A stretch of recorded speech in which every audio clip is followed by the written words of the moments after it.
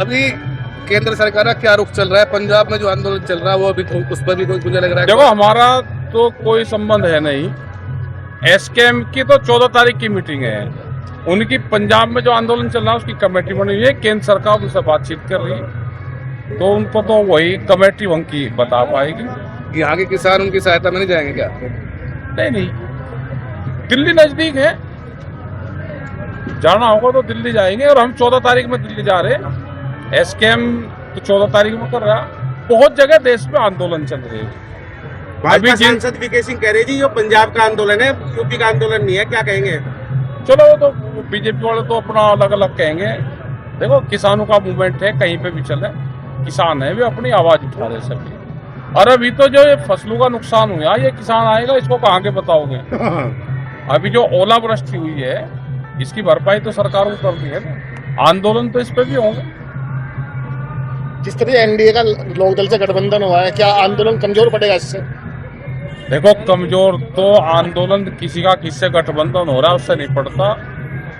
मुद्दों पे आधारित आंदोलन होते हैं। मुद्दा जहां होगा तो आंदोलन होंगे।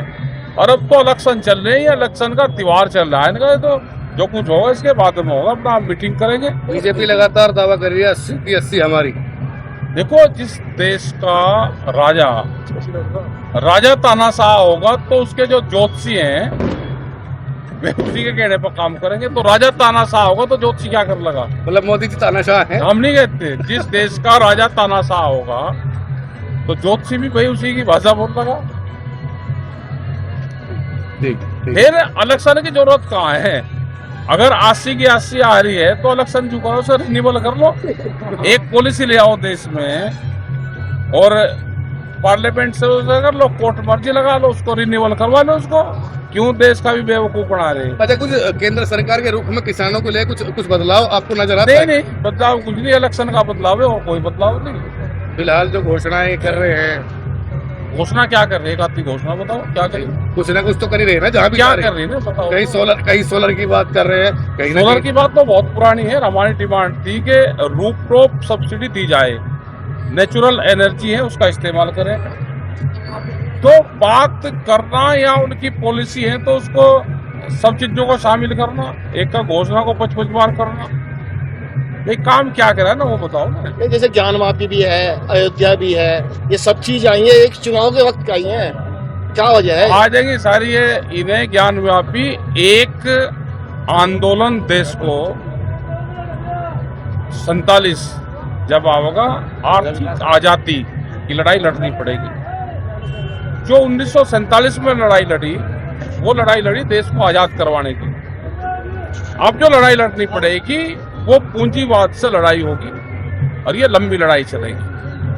अभी लोगों की समझ में नहीं आने की। अभी तो ये सब मंदिर पर उस पर जा रहे हैं सब, लेकिन पता चल जाएगा ना थोड़े दिन में। और बेरोजगारी है, ये आएगा। अभी चुनाव की बात चल रही है। चुनाव में क्या लगता है आपके गृह जनपद से लेकर पूरा पश्चिमी बेल्ट?